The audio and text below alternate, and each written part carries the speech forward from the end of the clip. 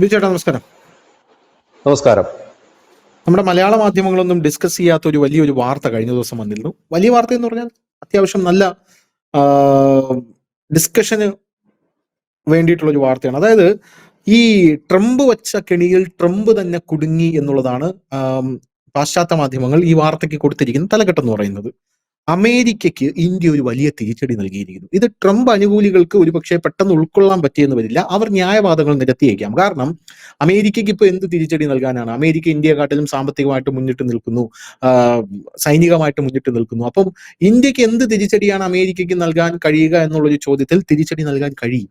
India നിശബ്ദമായി ആ തിരിച്ചടി നൽകിക്കൊണ്ടിരിക്കുകയാണ്. ഇന്നലെ ഒരു പൂർണ്ണ റിപ്പോർട്ട് പുറത്തു വന്നിട്ടുണ്ട്. ആ റിപ്പോർട്ടിനെ സംബന്ധിച്ച് പറയുകയാണെങ്കിൽ യുഎസിന്റെ താരിഫ് സമ്മർദ്ദത്തിന് ഇന്ത്യ ശക്തമായിട്ടുള്ള മറുപടി നൽകി. യുഎസ് ട്രഷറിയിലെ നിക്ഷേപം ഇന്ത്യ ഒറ്റ വർഷത്തിനുള്ളിൽ 21% കുറച്ചു എന്നുള്ളതാണ് ആ റിപ്പോർട്ട് എന്ന് പറയുന്നത്. ഇന്ത്യയുടെ ഈ പ്രത്യാക്രമണം അമേരിക്കൻ സമ്പദ് വ്യവസ്ഥയ്ക്ക് 4.5 ലക്ഷം കോടി രൂപയുടെ നഷ്ടമാണ് ഉണ്ടാക്കിയിരിക്കുന്നത് എന്നുള്ള റിപ്പോർട്ടാണ് വരുന്നത്. ഇത് ബ്ലൂംബർഗ് ആണ് പുറത്തുവിട്ടിരിക്കുന്നത് ഈ റിപ്പോർട്ട്. അപ്പൊ ബ്ലൂംബർഗ് പറയുന്നത് തന്നെ നമുക്കെടുത്ത് വായിച്ചു കഴിഞ്ഞാൽ ആഗോള സാമ്പത്തിക അസ്ഥിരതയും മാറിക്കൊണ്ടിരിക്കുന്ന ഭൗമരാഷ്ട്രീയ സാഹചര്യവും കണക്കിലെടുത്ത് ഇന്ത്യ ഇപ്പോൾ ഡോളറിനെ ആശ്രയിക്കുന്ന കുറയ്ക്കുകയാണ്. നമ്മൾ കഴിഞ്ഞ ദിവസം ട്രംപ് എന്തുകൊണ്ടാണ് ഇപ്പോ ഇങ്ങനെ കിടന്ന് വിറളി പിടിക്കുന്നത് നമുക്ക് എല്ലാവർക്കും അറിയാമല്ലോ. കാരണം ഡോളറിനെയാണ് നമ്മൾ ആക്രമിച്ചുകൊണ്ടിരിക്കുന്നത്. അതായത് ട്രംപിനെ അല്ല ആക്രമിക്കുന്നത്, അമേരിക്കൻ സൈന്യത്തെ അല്ല ആക്രമിക്കുന്നത്, അമേരിക്കൻ കൾച്ചറിനെ അല്ല ആക്രമിക്കുന്നത്, അമേരിക്കയുടെ കോർ, അമേരിക്കയുടെ ബേസ്മെന്റ് എന്ന് വേണമെങ്കിൽ നമുക്ക് പറയാവുന്ന ആ ഡോളർ, അതിനെയാണ് നമ്മൾ അമേരിക്ക ആഡംബരം കാണിക്കുന്നതും മറ്റ് രാജ്യങ്ങൾക്ക് മേൽ കുതിര കയറുന്നതും അമേരിക്ക മാടമ്പിത്തരം കാണിക്കുന്നതും എല്ലാം ഈ ഡോളർ എന്ന് പറയുന്ന അമേരിക്കൻ കറൻസിക്ക് ആഗോള ആ ഒരു വിപണിയിൽ ഉണ്ടായിരിക്കുന്ന അക്സെപ്റ്റൻസും അപ്രമാദിത്വം കൊണ്ടാണെന്നറിയാം. അപ്പൊ നരേന്ദ്രമോദിയുടെ ഒരു പ്രത്യേകതയാണ്, ബിജുചേട്ടൻ അറിയാലോ, ഇപ്പൊ ഒരു കലാപം ഉണ്ടായി കഴിഞ്ഞാലും അദ്ദേഹം കലാപത്തിനെ ബ്ലണ്ടായിട്ട് അടിച്ചമർത്തുകയല്ല ചെയ്യുന്നത്. അതിന്റെ തല എവിടെയാണെന്ന് നോക്കും, എന്നിട്ട് അവിടെ പോയിട്ട് ആ സ്വിച്ച് അങ്ങ് ഓഫ് ചെയ്യും. അപ്പൊ ഈ കലാപകാര്യങ്ങൾ മൊത്തം ഡിഫ്യൂസ് ആവുന്നത് നമുക്ക് കാണാൻ സാധിക്കും. അതുപോലെ അമേരിക്ക കടന്ന് ഇങ്ങനെ പൊളയ്ക്കുമ്പോൾ എവിടെയാണ് ഈ അമേരിക്കയുടെ ഈ ഒരു മാടമ്പിത്തത്തിന്റെ സ്വിച്ച് ഇരിക്കുന്നത്, അല്ലെങ്കിൽ സമ്പൂർണ്ണമായിട്ടുള്ള ഇത്, അത് സാമ്പത്തിക രംഗത്താണ് ഇരിക്കുന്നത്. നോക്കുമ്പോൾ ഡോളറിലാണ് ഈ സാധനം ഇരിക്കുന്നത്. ഡോളറിനെ ആശ്രയിക്കുന്നത് കുറയ്ക്കുക. നമുക്കൊരു കാര്യം ചെയ്യാം, നമുക്ക് ഈ ഫണ്ട് ലൈറ്റ് ആയിട്ട് കുറയ്ക്കാം. 21% യുഎസ് ട്രഷറിയിലേക്ക് ഇന്ത്യയുടെ ഫണ്ട് കുറച്ചു. 4.5 ലക്ഷം കോടി രൂപയുടെ വലിയ ഭീമമായിട്ടുള്ള നഷ്ടം അമേരിക്കയ്ക്ക് ഉണ്ടായി എന്നുള്ള റിപ്പോർട്ട് വരുന്നു.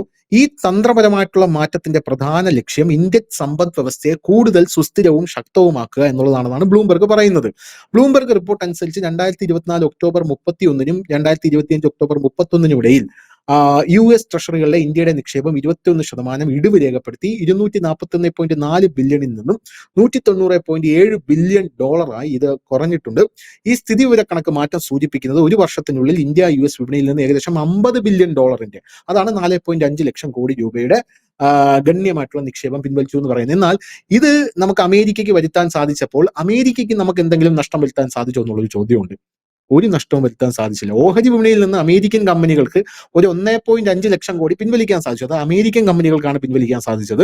എന്നാൽ ഇന്ത്യയിലുള്ള കമ്പനികളൊന്നും ഇന്ത്യ വിട്ട് പോയിട്ടുമില്ല എന്നുള്ളതാണ് നമ്മുടെ വലിയ നേട്ടം എന്ന് പറയുന്നത്. അപ്പോഴാണ് ട്രംപ് 500% താരിഫും കൊണ്ട് വന്നിരിക്കുന്നത്. ഇനി ഈ 500% താരിഫിൽ ട്രംപിന് എന്തെങ്കിലും ചെയ്യാൻ പറ്റുമോ എന്നാണ് ലോകം നോക്കിക്കാണുന്നത്. എന്താണ് മറുപടി? എന്താണ് ഇത് പ്രതികരണം? കഴിഞ്ഞ കുറച്ചു നാളായിട്ട് നമ്മുടെ സോഷ്യൽ മീഡിയയിൽ തകർത്തുകൊണ്ടിരിക്കുന്ന കുറെ വാർത്തകളുണ്ട്. അതില് ഇന്ത്യയുടെ സമ്പത്തിന്റെ നട്ടെല്ലൊടിഞ്ഞു, ഇപ്പൊ അതേ നിക്ഷേപകരെല്ലാം ഇന്ത്യയിലെ പണി നിർത്തി, നിക്ഷേപമെല്ലാം പിൻവലിച്ചുകൊണ്ട് പോകുന്നു എന്ന് നിരന്തരം വാർത്തകൾ വരികയാണ്. പക്ഷെ നമ്മളാരും ഇവിടുന്ന് പൂട്ടിപ്പോയ ഒരു കമ്പനിയുടെ പേര് കേട്ടിട്ടില്ല. കാരണം ഈ കമ്പനികൾ രഹസ്യമായിട്ട് നാടുവിടാൻ പറ്റില്ലല്ലോ. ഒരു കമ്പനി അവരുടെ നിക്ഷേപം പിൻവലിച്ച് പോകുന്നെങ്കിൽ പരസ്യമായിരിക്കും. അങ്ങനെ ഒരെണ്ണം വന്നില്ല. അതുകൊണ്ട് മാത്രമാണ് നമ്മൾ ഈ വാർത്ത ഒരു ഡിസ്കഷന് വേണ്ടിയിട്ട് എടുക്കാഞ്ഞത്. ഇപ്പോൾ ഈ കറക്റ്റ് കണക്ക് എത്തിയതിനു ശേഷം വരെ നമ്മൾ അത് വെയിറ്റ് ചെയ്യും. നമ്മളുടെ ഒരു രീതി അങ്ങനെ തന്നെയാണ്. ഏത് വിഷയത്തിലായാലും നമ്മൾ അല്പം വെയിറ്റ് ചെയ്തതിന് ശേഷം ഏകദേശം കിട്ടാവുന്നത്രയും ഡേറ്റകൾ കിട്ടിയതിന് ശേഷം മാത്രമാണ് നമ്മൾ ഒരു അനാലിസിസിൽ ഇരിക്കാറുള്ളൂ.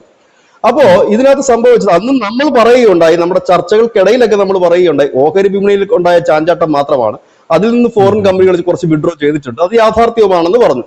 ഇപ്പോൾ ആ കണക്കുകൾ തന്നെയാണ് ഈ 1.56 ലക്ഷം കോടി രൂപ എന്ന് പറയുന്ന ആ കണക്കുകൾ തന്നെയാണ്. അതിനൊരു കാരണമുണ്ട് ധനുഷേ. അതായത് ഈ താരിഫ് യുദ്ധം മാത്രവുമല്ല, ട്രംപ് ഇതിനോടൊപ്പം തന്നെ വേറൊരു പണി കൂടെ ചെയ്തു വെച്ചിട്ടുണ്ടായിരുന്നു അമേരിക്കയിൽ. അവിടുത്തെ പലിശ നിരക്ക് കൂട്ടി.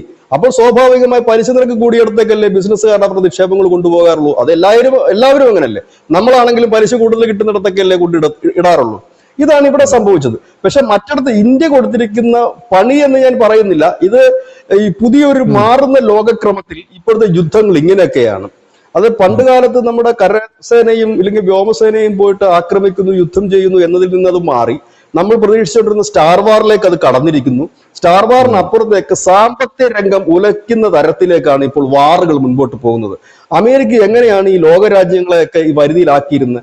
സാമ്പത്തിക രംഗം താറുമാറാക്കിക്കൊണ്ട് ആ രാജ്യത്തെ തകർക്കുകയാണ്. എങ്ങനെയാണ് ഇറാൻ തകർന്നത്? നിരന്തരം അവർക്ക് ഉപരോധം അടിച്ചു കൊടുത്ത് അവര് പിച്ചച്ചട്ടി എടുക്കുന്ന നിലയിലേക്ക് വന്നു. വെനുസുല എങ്ങനെയാണ് തകർന്നത്? മഡൂറോ എന്ന് പറയുന്ന ഭരണാധികാരിയുടെ കയ്യിരിപ്പ് ഒരു ഭാഗം മാത്രമാണ്. അയാളെ മാത്രം കുറ്റപ്പെടുത്താൻ കഴിയില്ല. ഉപരോധം മൂലം അത് വലഞ്ഞു, ക്യൂബ വലഞ്ഞു. അങ്ങനെ ഇവർ നശിപ്പിച്ച രാജ്യങ്ങൾ എത്ര നശിപ്പിക്കുക, കീഴ്പ്പെടുത്തുക, അവർക്ക് വേണ്ട സാധനം എടുത്തുകൊണ്ട് പോവുക, പിന്നീട് അങ്ങോട്ടേക്ക് തിരിഞ്ഞു നോക്കാതെ അത് നാമാവശേഷമാകാം. പക്ഷെ അവിടെ എല്ലാം ഇവര് വിതയ്ക്കുന്ന ചില വിഷവിത്തുകളാണ് പിന്നീട് മിസോപ്പോളി കണക്കുള്ള സ്ഥലങ്ങളിൽ വെടിവെപ്പ് നടത്തുന്നതും അമേരിക്കക്കാരനെ കൊല്ലുന്നതും. അപ്പം അത് വേറെ കഥ, അത് പോട്ടെ, അത് ഇതുമായിട്ട് ബന്ധമില്ല. അപ്പൊ ഈ സാമ്പത്തിക രംഗം അടുക്കെ വാണതാണ് അമേരിക്കയുടെ അപ്രമാദം. പക്ഷെ അതിന് താറുമാറായി തുടങ്ങുന്നു എന്നതിന്റെ തെളിവായിരുന്നു ബ്രിക്സ് രാജ്യങ്ങളുടെ ഒരു കൂട്ടായ്മ. ചത്ത സാമ്പത്തിക വ്യവസ്ഥയാണ്, ചത്ത കുതിരയാണ്, കടലാസ് പുലിയാണെന്ന് പറഞ്ഞവർ ഇപ്പോൾ പറയുന്നു അത് വളർന്നു വരുന്നത് അപകടകമാണ്. 44ഓളം രാജ്യങ്ങൾ ഒരു ശൃംഖലയായിട്ട് അത് വളരുകയാണ് എന്ന് പറയുന്നു. ഇപ്പൊ ഈ 2026 നമുക്ക് ഏറെ അഭിമാനിക്കാൻ കഴിയും. ബ്രിക്സിന്റെ അധ്യക്ഷ സ്ഥാനം നമുക്കാണ്. ഇനി ബ്രിക്സിന്റെ യോഗങ്ങൾ ഈ വർഷം മുഴുവൻ നടക്കുന്നത് ഇവിടെയാണ്. ഇവിടെ ഒരു കാര്യം കൂടെ ഞാൻ പറയുന്നു. കഴിഞ്ഞ ദിവസം ഒരു വീഡിയോ കാണാനിടയായി. അതിൽ പറയുന്നു, അറിഞ്ഞില്ലേ ബ്രിക്സ് രാജ്യങ്ങളുടെ നാവികസേന അഭ്യാസം അത് ഇവിടെ നടക്കും, ജോഹന്നാസ്ബർഗിൽ, ദക്ഷിണാഫ്രിക്ക നടക്കും. അത് നമ്മൾ ചർച്ച പറഞ്ഞതാണ്. അതിൽ ഇന്ത്യ പങ്കെടുക്കുന്നില്ല. ഇന്ത്യ ഒഴിവാക്കിയതല്ല. ഇന്ത്യക്കാണ് ബ്രിക്സിന്റെ ഇപ്പൊ 2026 അധ്യക്ഷ പദവി. അത് മാത്രമല്ല, ഇന്ത്യയുടെ ഒരു പോളിസി ഉണ്ടായിരുന്നു, ചൈന പങ്കെടുക്കുന്ന ഇങ്ങനെയുള്ള പരിപാടികൾ നമ്മൾ പങ്കെടുക്കില്ല. അതിന് ചില കാരണങ്ങളുണ്ട്. കാരണം നമ്മുടെ പാർട്ണർഷിപ്പിന്റെ പ്രവർത്തനങ്ങളും മറ്റുമൊക്കെ അവർ വിലയിരുത്താതിരിക്കുന്നതിന് വേണ്ടി കൂടി ആയിരിക്കണം. ഏതായാലും അത് നമ്മുടെ നയതന്ത്രത്തിന്റെ ഭാഗമാണ്, അല്ലെങ്കിൽ രാഷ്ട്രത്തിന്റെ ഒരു പോളിസിയുടെ ഭാഗമായിട്ടാണ്. ഇതുവരെ നമ്മൾ അങ്ങനെ പങ്കെടുത്തിട്ടില്ല. ഇനി ഒരു കാര്യത്തിലേക്ക് വരാം. ഇതാണ് കാണുന്നത്. ഇവിടെ ഈ ജപ്പാൻ എന്തുകൊണ്ടാണ് പെട്ടുപോയത്? അവിടെ ഭരണമാറ്റം എന്തുകൊണ്ടാണ് സംഭവിച്ചത്? ജപ്പാന്റെ ഏതാണ്ട് 90-95% നിക്ഷേപങ്ങളും കൊണ്ട് അമേരിക്കൻ ട്രഷറിക്ക് അടിയറ വെച്ചിരിക്കുകയാണ്. അവൻ പറയുന്നുണ്ടെങ്കിൽ ജപ്പാനിൽ അരി വിതരണം നടത്തേണ്ടത്. അവൻ പറഞ്ഞു അരിയുടെ വിഷയമായിരുന്നു അവിടെ കത്തിക്കാളിയത്. ഓർമ്മയുണ്ടാകുമല്ലോ അല്ലെ? അരിക്ക് വിലവർദ്ധനവ് വരികയും ജനം തെരുവിലിറങ്ങുകയാണ് ചെയ്തത്. അവസാനം അവൻ നിക്കക്കള്ളിയിലാവുന്നു. ഇങ്ങനെ എല്ലാ രാജ്യങ്ങളും തകർത്തുകൊണ്ട് മുമ്പോട്ട് പോവുകയാണ്. അവിടെ ആണൊരുത്തൻ വന്നിരിക്കുന്നു. ചെറുതെങ്കിലും നമ്മൾ ഒരു വലിയ ലോകശക്തിയാണെന്ന് നമ്മൾ പറയുന്നില്ല. ഒരു സാമ്പത്തിക ശക്തി അല്ല നമ്മൾ. 4ാം സ്ഥാനത്ത് മാത്രമേ ഉള്ളൂ നമ്മൾ. പക്ഷെ നമ്മളെ കൊണ്ട് ഒരു ആണൊരുത്തൻ നിവർന്നു നിന്നാൽ ആ 4ാം സ്ഥാനം വെച്ചും പണി കൊടുക്കാൻ പറ്റും എന്നുള്ളതിന്റെ ഏറ്റവും വലിയ തെളിവാണ് ഇപ്പോൾ 21% നമ്മളതിനകത്ത് വിഡ്രോ ചെയ്തിരിക്കുന്നു എന്ന് പറയുമ്പോൾ ഏതാണ്ട് അവർക്ക് 4.5 ലക്ഷം കോടിയുടെയാണ്. നമ്മുടെ 1.5 ലക്ഷം കോടി രൂപയാണ് ഓഹരി വിപണികളിൽ നിന്ന് പോയിട്ടുണ്ടെങ്കിൽ അത് സ്വാഭാവികമായി സംഭവിക്കുന്ന ഒരു കാര്യമാണ്. എവിടെയാണോ ഓഹരി വിപണികളിലെ ചാഞ്ചാട്ടങ്ങൾ എല്ലായിടത്തും ഉള്ളതാണ്. അത് ഇങ്ങോട്ട് വരാം. ഈ കടലിന്റെ വേലിയേറ്റവും വേലിയിറക്കവും പോലെ തന്നെയുള്ള സാധനമാണ്. സ്ഥിരമായി നിൽക്കുന്ന പ്രതിഭാസമല്ല. വേലി ഇറങ്ങുന്നത് പോലെ തന്നെ വേലി കയറി വരികയും ചെയ്യും. പക്ഷെ ഈ നിക്ഷേപം പിൻവലിക്കുക എന്ന് പറഞ്ഞാൽ സ്ഥായിയായ ഭാവമാണ്.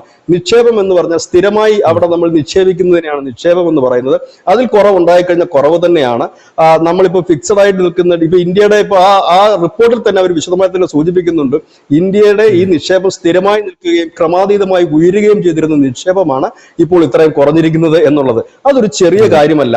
അതൊരു വലിയ താക്കീതാണ് കൊടുത്തിരിക്കുന്നത്. ഒരുപക്ഷെ നമ്മുടെ മാധ്യമങ്ങൾക്ക് ഈ വാർത്ത കിട്ടാത്തതല്ല, നമ്മുടെ മാധ്യമങ്ങൾ ഇത് അറിയാത്തതല്ല. പകരം ഇന്ത്യ എങ്ങനെയും തകർന്നു എന്ന് കാണിക്കുന്നതിന് വേണ്ടിയിട്ടാണ് ഇവരുടെ ഒരു ശ്രമം. ഈ മഡൂറോയെ പിടികൂടിയപ്പോൾ അടുത്തത് മോദിയാണോ എന്ന് ചോദിച്ച മാധ്യമങ്ങൾ കേരളത്തിലുണ്ട്. അപ്പോൾ അതേപോലത്തെ തന്നെയാണ്. അപ്പൊ അതുകൊണ്ട് നമ്മുടെ പ്രേക്ഷകരെങ്കിലും ഈ സത്യം അറിയണം. അമേരിക്കയ്ക്ക് നമ്മൾ കൊടുത്തിരിക്കുന്നത് ഒരു വലിയ പണി എന്ന് തന്നെ പറയാം. കാരണം ഈ വിദേശ നിക്ഷേപങ്ങളാണ് ഒരു രാജ്യത്ത്, ആ അമേരിക്ക കണക്കുള്ള ഒരു രാജ്യത്തിന്റെ സാമ്പത്തിക ഭദ്രതയിലെ അടിത്തറ. ഈ ഡോളർ വിനിമയത്തിന് ഈ ഡോളറിന്റെ മൂല്യം കൂടുന്നു എന്ന് പറയുന്നതിന്റെ പ്രധാന കാരണം ഇതാണ്. ഇനി രണ്ടാമതൊരു കാര്യമുണ്ട്. ഇക്കണക്കിനാണെങ്കിൽ വെനുസുലയുടെ എണ്ണ ഇന്ത്യ വാങ്ങാൻ യാതൊരു സാധ്യതയുമില്ല. കാരണം ഇന്ത്യ ഇപ്പോൾ ഏത് രാജ്യത്തുനിന്ന് എണ്ണ വാങ്ങുന്നുണ്ടോ അവിടെ അവരുമായി കരാർ ഒപ്പുവെക്കുന്ന രൂപയിലുള്ള ട്രേഡിംഗ് മാത്രമാണ്. അത് ഘാനയിലായാലും ഇപ്പൊ റഷ്യയിൽ അങ്ങനെ വന്നിരിക്കുന്നു. ഇസ്രായേലുമായി നമ്മൾ രൂപയിലേക്ക് ട്രേഡിങ്ങിന് ധാരണയായി കഴിഞ്ഞിരിക്കുന്നു. അങ്ങനെ എല്ലായിടത്തേക്കും നമ്മൾ രൂപ വ്യാപിക്കുമ്പോൾ രൂപയിൽ എണ്ണ വാങ്ങാൻ ട്രംപ് സമ്മതിക്കുമോ? ഇല്ല. അപ്പൊ ഇന്ത്യക്ക് നൽകും എന്ന് പറയുമ്പോൾ ഇന്ത്യക്ക് ഇതുവരെ ഇന്ത്യ അതിന് മറുപടി നൽകാത്തതിന്റെ പ്രധാന കാരണം ഇത് തന്നെയാണ്. നമ്മളിപ്പോൾ 42 രാജ്യങ്ങളിൽ നിന്ന് എണ്ണ വാങ്ങുന്നുണ്ട്. അതിലിപ്പോൾ കുറച്ചധികം രാജ്യങ്ങൾ UAE അടക്കമുള്ള രാജ്യങ്ങളിൽ നമ്മൾ രൂപയിലാണ് നമ്മൾ ട്രേഡിംഗ് നടത്തുന്നത്. അങ്ങനെ നമ്മൾ രൂപയെ കൂടുതൽ ആശ്രയിക്കാൻ തുടങ്ങുമ്പോൾ സ്വാഭാവികമായും ഡോളറിന് വില ഇടിഞ്ഞുകൊണ്ടേയിരിക്കും, രൂപയുടെ മൂല്യം ഉയർന്നുകൊണ്ടേയിരിക്കും. അതല്ലാതെ രൂപയുടെ മൂല്യം ഇടിഞ്ഞുപോയി എന്ന് പറയുന്നവർക്കുള്ള മറുപടി അതാണ്. നമ്മൾ കൂടുതൽ രൂപകളിലേക്ക് ട്രേഡിംഗ് നടത്തുകയാണ്.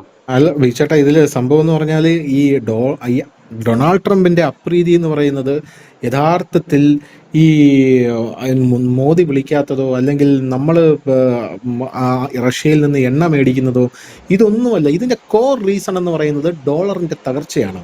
ഈ ഡൊണാൾഡ് ട്രംപിന്റെ മിഡ് ടേം വരെയെങ്കിലും ഡൊണാൾഡ് ട്രംപിന് ഈ ഡോളറിനെ ഒരു എന്താ പറയുക ഒരു ഒരു ഒരു എന്താ പറയുക, ഇത് പെട്രോ ഡോളറിനെ ഒന്ന് പിടിച്ചു നിർത്തേണ്ട ഡൊണാൾഡ് ട്രംപിന്റെ ഒരു വലിയ ആവശ്യകതയാണ്. ഡൊണാൾഡ് ട്രംപിന്റെ മനസ്സിലിരിപ്പ് എന്ന് പറഞ്ഞാൽ ഞാൻ മനസ്സിലാക്കുന്നത് എന്താ അറിയോ, ഈ ഡൊണാൾഡ് ട്രംപ് ഇപ്പോൾ റഷ്യയിൽ നിന്ന് ഇന്ത്യ ഒരു വർഷം 13.5 ലക്ഷം കോടി രൂപയ്ക്ക് എണ്ണ വാങ്ങുന്നുണ്ട്. അപ്പോൾ ആ ലക്ഷം കോടിക്ക് എണ്ണ വാങ്ങുമ്പോൾ അത് മുഴുവനും ഡൊണാൾഡ് ട്രംപ് അമേരിക്കയുടെ കയ്യിൽ നിന്ന് വാങ്ങണമെന്ന് ഡൊണാൾഡ് ട്രംപ് കയറിയ സമയത്ത് ഡൊണാൾഡ് ട്രംപ് പറഞ്ഞിട്ടുണ്ടായിരുന്നു. അപ്പോൾ ഇന്ത്യ അതിന് തയ്യാറായില്ല. ഇന്ത്യ എന്ത് ചെയ്തു? ഇന്ത്യ നമ്മുടെ എണ്ണ വിപണി വൈവിധ്യവൽക്കരിച്ചു. നമ്മൾ 27 രാജ്യങ്ങളിൽ നിന്ന് എണ്ണ വാങ്ങിക്കൊണ്ടിരുന്ന ഇന്ത്യ 60 രാജ്യങ്ങളിൽ നിന്ന് എണ്ണ വാങ്ങാനുള്ള കരാറും കാര്യങ്ങളൊക്കെ ആയി. അതിനുശേഷം ഡൊണാൾഡ് ട്രംപ് നമുക്ക് താരിഫ് ഏർപ്പെടുത്തി. റഷ്യയുടെ കയ്യിൽ നിന്നും അവർ ഡിസ്കൗണ്ട് തരുന്നതുകൊണ്ട് നമ്മൾ കൂടുതൽ എണ്ണ വാങ്ങി. അപ്പൊ ഈ യുക്രൈൻ യുദ്ധം വന്നു. റഷ്യയുടെ കയ്യിലിരിക്കുന്ന ഡോളർ ഇവർ ഫ്രീസ് ചെയ്തു. ഫ്രീസ് ചെയ്ത് പിന്നെ നമ്മൾ ഈ കച്ചവടം ഇതിലോട്ടാക്കി, ഈ റൂബിളിലും ഈ ഇന്ത്യൻ രൂപയിലൊക്കെ ആയി. അതോടുകൂടി ഡോളറിന് പണി കിട്ടിയെന്ന് ഡൊണാൾഡ് ട്രംപിന് മനസ്സിലായി. അപ്പൊ ഡൊണാൾഡ് ട്രംപിന് എങ്ങനെയെങ്കിലും ഡോളർ പിടിച്ചു നിർത്തണമെന്നുള്ള ഒരു സാഹചര്യത്തിൽ ഇന്ത്യ ഇപ്പൊ ചെയ്യുന്നത് അവിടെ ഈ നിക്ഷേപം 21% ചുരുക്കിയിട്ട് ഇന്ത്യ ഇപ്പോ ഈ ബ്ലൂംബർഗിന്റെ റിപ്പോർട്ട് പ്രകാരം വിദഗ്ധർ പറയുന്നത് ഇന്ത്യ ഇപ്പോ നിക്ഷേപിക്കുന്നത് സ്വർണത്തിലും മറ്റ് ഡോളർ ഇതര ആസ്തികളിലുമാണ് ഇന്ത്യ നിക്ഷേപം വർദ്ധിപ്പിച്ചുകൊണ്ടിരിക്കുന്നത്. ഡോളറിലെ ഇന്ത്യ തൊടുന്നതേ ഇല്ല. അപ്പോൾ ഇന്ത്യ ഇത്രയും വലിയൊരു മാർക്കറ്റ് ആയതുകൊണ്ട് ഏതെങ്കിലും തരത്തിൽ ഇന്ത്യക്ക് ഡോളറിന്റെ ഒരു ആവശ്യകത വരണം. ഇന്ത്യക്ക് ഡോളറിന്റെ ഒരു ആവശ്യകത വന്നാൽ മാത്രമേ അമേരിക്കയ്ക്ക് ഒന്ന് പിടിച്ചു നിൽക്കാനുള്ളൊരു, ഒന്ന് ശ്വാസം വിടാനുള്ളൊരു സെറ്റപ്പ് ഉണ്ടാവും. ഇപ്പൊ റഷ്യയിൽ നിന്ന് എണ്ണ വാങ്ങുന്നുമില്ല ഇന്ത്യ. ഈ എന്താണ് അവിടെ ഇവര് ഉപരോധം അടിച്ചു കൊടുക്കുകയും ചെയ്തു. എന്നാൽ ഇനി വെനിസ്വേലയിൽ ഇന്ത്യക്ക് നിക്ഷേപം ഉണ്ട് താനും. വെനിസ്വേലയിൽ നിന്ന് ഇന്ത്യക്ക് എണ്ണ വാങ്ങാതിരിക്കാനും സാധിക്കില്ല. വെനിസ്വേലയിൽ കാരണം ഇന്ത്യ ONGCക്ക് നിക്ഷേപമുണ്ട് അവിടെ. അപ്പൊ ഡൊണാൾഡ് ട്രംപ് പറയുകയാണ്, ഞങ്ങളൊരു കാര്യം ചെയ്യാം, റഷ്യയെക്കാട്ടിലും കുറവ് എണ്ണ നിങ്ങൾക്ക് തരാം, വിലയ്ക്ക് എണ്ണ നിങ്ങൾക്ക് തരാം എന്ന് പറഞ്ഞാൽ വെനിസ്വേലയിൽ നിന്ന് ഇന്ത്യ എണ്ണ വാങ്ങാൻ തയ്യാറാകുമല്ലോ. അപ്പൊ ഏത് പൈസയിലാണ് വാങ്ങുന്നത്? വിൽക്കുന്നത് അമേരിക്കയല്ലേ. അപ്പൊ നമ്മൾ ഡോളറിൽ തന്നെ വാങ്ങണമല്ലോ. അപ്പൊ നമ്മൾ റിസർവ് ഡോളർ കൂട്ടണമല്ലോ. അപ്പൊ അത് അമേരിക്കയ്ക്ക് ഗുണകരമാണ്, ഒന്നാമത്തെ കാര്യം. രണ്ടാമത്തെ കാര്യം, ഇനിയിപ്പോ വെനിസ്വേലയിൽ നിന്ന് ഇന്ത്യ എണ്ണ വാങ്ങാൻ തയ്യാറായില്ല. ഇന്ത്യ റഷ്യയിൽ നിന്ന് എണ്ണ കുറച്ചു കഴിഞ്ഞാൽ നൈജീരിയയിൽ നിന്ന് എണ്ണ വാങ്ങാം എന്നുള്ള രീതിയിലാണ് നമ്മൾ ഇരിക്കുന്നത്.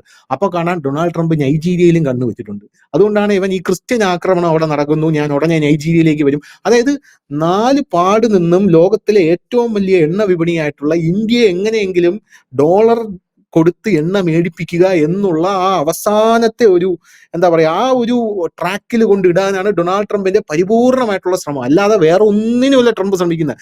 ഇന്ത്യ ഡോളറിൽ എന്തെങ്കിലും വാങ്ങണം. ഇപ്പൊ എണ്ണ അല്ലെങ്കിൽ വേണ്ട, ഡോളറിൽ എന്തെങ്കിലും സാധനം അമേരിക്കയുടെ കയ്യിൽ നിന്ന് വാങ്ങണം. എങ്കിൽ മാത്രമേ ഈ ഡോളറിനൊന്ന് കയറാനായിട്ട്. ഇപ്പൊ 70 ക്രൂഡ് ഓയിലിന് 70 രൂപ ബാരൽ നിൽക്കുന്ന ഈ എണ്ണ അതിൽ നിന്ന് ജസ്റ്റ് ഒന്ന് താന്നു കഴിഞ്ഞാൽ അമേരിക്ക കടന്ന് പരിഭ്രാന്തിപ്പെടും. നമ്മൾ ശ്രദ്ധിച്ചാൽ മനസ്സിലാവും.